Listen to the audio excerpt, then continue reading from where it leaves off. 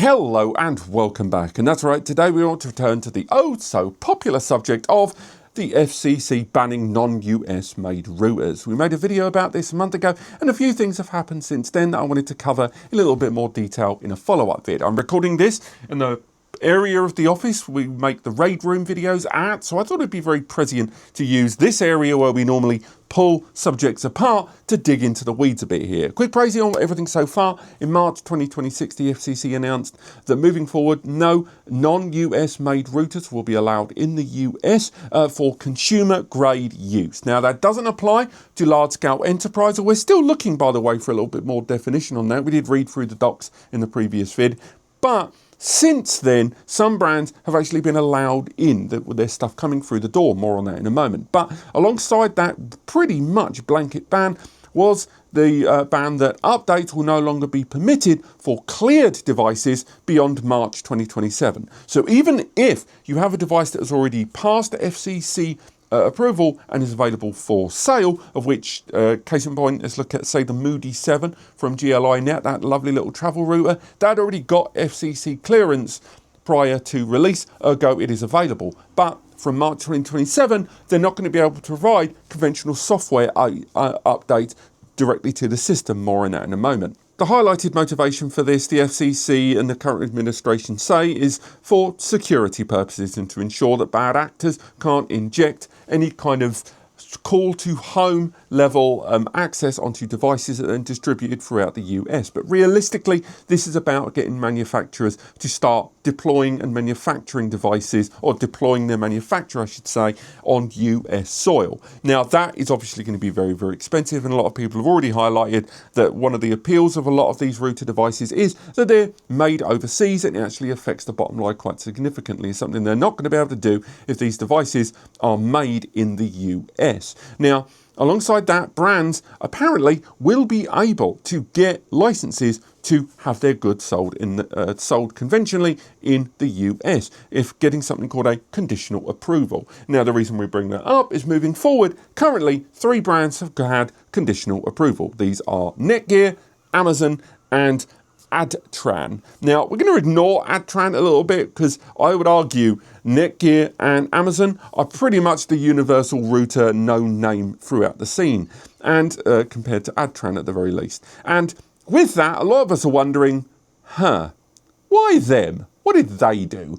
Because I refuse to accept that UniFi, of all people, have not already sought conditional approval. Now, this conditional approval, by the way, when we're looking at the way the terms have been laid out, this is not universal and limitless. It's not. It only gives them license to distribute their products and provide software updates until October 2027.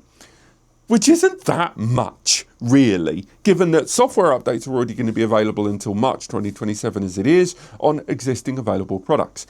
And there's a lot of brands that I've spoken to who have already said right now they have reached out to US administrative bodies, but also they wonder if this is something that's just going to go away anyway, and whether they should just ride the storm on this. And it's understandable, because these products that we're talking about have a very tight profit margin in some cases, a profit margin that not only would be non-existent in terms of operation in the US, but also on top of that, not really able to start giving what I think amounts to slush fund money to the administration and FCC to allow them to continue doing what they've been doing for decades.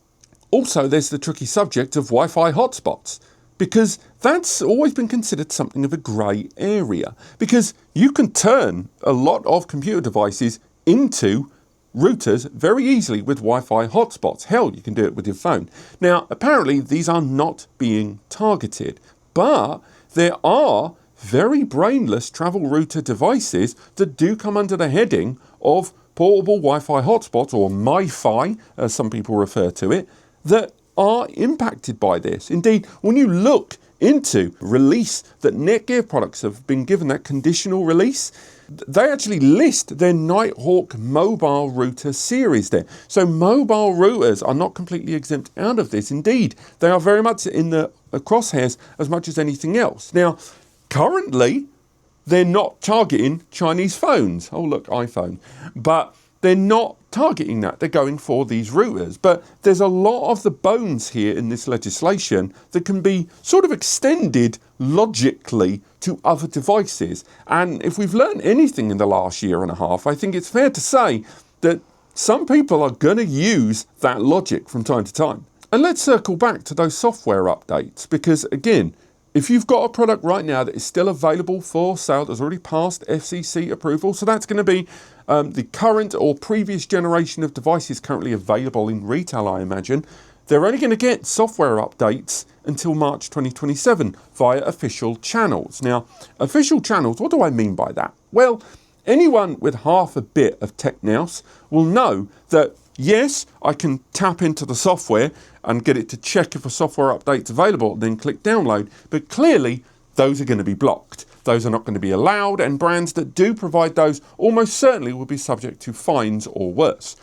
Whereas, if you've got a router in the US, surely I can just go to an EU mirror, or pretty much anyone in the world, or maybe the brand's own Eastern-based manufacturer's website, and download the drivers there.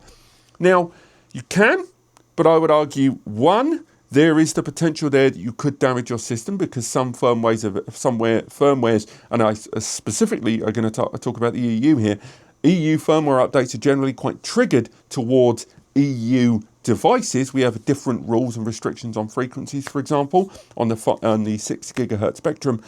But alongside that, these workarounds are not going to go unnoticed. And if they are ever promoted, if they are ever mentioned online, if an employee of a brand goes on a forum and goes, well, if you go over here in some kind of indirect fashion, that's going to get noticed. And it wouldn't surprise me if the FCC and the bodies around it are going to target those brands that go ahead and do that. So it makes me wonder just how exactly this is going to play out. But really, we are talking about something happening in 10 months, which is nothing.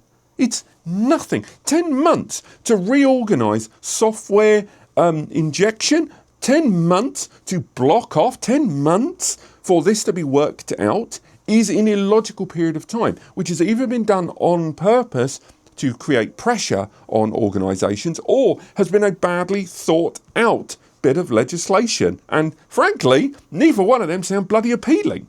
Here's an example, the Slate 7. The Slate 7 from GL.i. We've known about this for ages. This doesn't have FCC approval. Have you noticed you've not seen much of it online? Really? No big reviews? Not a lot of YouTubers talking about this? They're there, but the noise has been quieter than normal. That's not GL.iNet's fault. The appeal of talking about these products, let's face it, for some people is going to be based on retail. It's going to be based on sales, affiliate marketing and more. This is not a good policy, but this does also bring into question people in the US that want something like this. Can't they just buy it from overseas, get it imported in? And absolutely they could. But, and we've already seen lots of people doing that, by the way. Thank you, affiliate stats. I'm as bad as anyone. But we have to at least acknowledge that the documentation, when you import something in, chances are there's going to be commercial invoices. These things may get flagged. And then that comes down to, is this going to be something that is just going to be flat out banned to be brought into the country? Or worse, are you, the consumer, going to be subject to a knock on the door? Like, this whole thing is just stupid. I understand the logic they are pertaining to use, that we have got devices coming in and there are examples of bad actors. But there are examples of bad actors, I would argue, in most of the tech industry, regardless of where in the world they are made. I will be astounded if Ubiquiti don't get FCC approval soon enough. I really will, because notwithstanding the size and scale of this organisation and the amount of money in the kitty, but just generally, just how ubiquitous their hardware is across the US. Government infrastructure and more, they're going to need something to be subbed in. And are you telling me that you think Amazon and Netgear have got the kit to fill that? Do you think Adtran or any of these organisations are going to fill a gap that UniFi would have to be forced to vacate from with their software updates? How often does this brand rock out network hardware, be it wirelessly or otherwise, for consumer and that lovely little tin? It's just not workable. So either they're going to get added soon and a new exception to the rule and a pay-for-play model is going to come into the fold, or we are going to see utter chaos in March next year. But we'll have to wait and see. Thank you so much for watching. I hope you're as annoyed about this as I am. I'm absolutely livid, and I'm not even in the bloody US. So I'd love to know what you guys think. Thank you so much for watching, and I'll see you next time.